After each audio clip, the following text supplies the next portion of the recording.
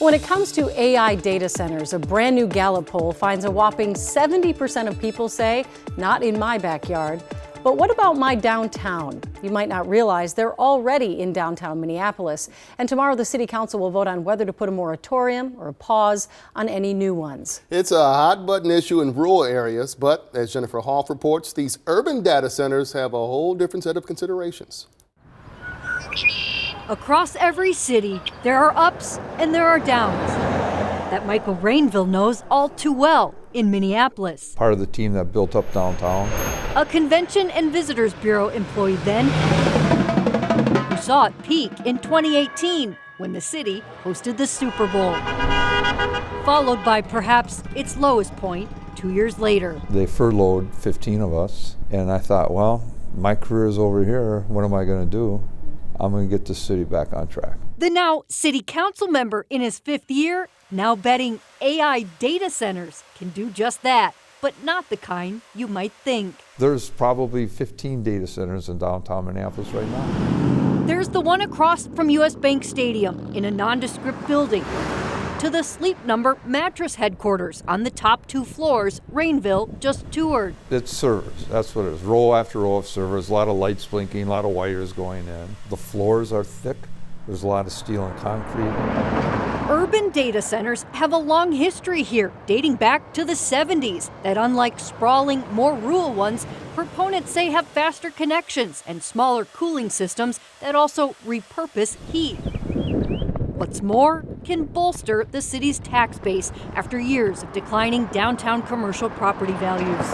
Like that Sleep Number building, selling for $235 million in January, 8 times what it was assessed for last year. That $200 million plus difference is a 1% tax decrease for every property owner in the city of Minneapolis. And that's the stories we need to tell with these empty buildings in downtown Minneapolis. Except Rainville and the rest of the city council plan to vote tomorrow whether to impose a moratorium on even more data centers.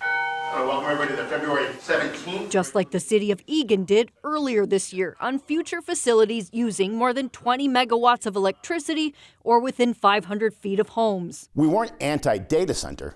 We were pro-information. Mike McGuire is the mayor here. For 20 years, yep. That already has 2 data centers and just as many new ones under construction, all of which, though, use less than 20 megawatts of electricity. The technology of data centers is evolving far more quickly than local government's ability to design policy around them. So what we want to do is just put a little pause in and say, what's the right way to look at that? The pause is a year long. McGuire tapping experts outside of Eagan to learn more about the environmental and operational impacts that can often spark backlash. The only businesses that seem to be attracted to data center development are other data center developments.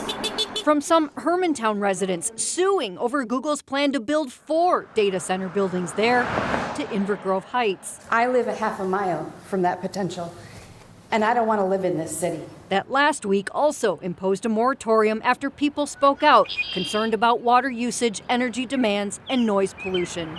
They really want to know how it's going to affect their community. Kate Stoll is an American Association for the Advancement of Science project director, a more than 150-year-old nonprofit addressing global challenges, who crafted the first of its kind key questions for communities. Lack of transparency breeds distrust, so I think that's one of the areas where asking some key questions of the data center developers can help people get a better handle on what type of data center it is, what impact will it have and will it not. The debate over data centers is far from over.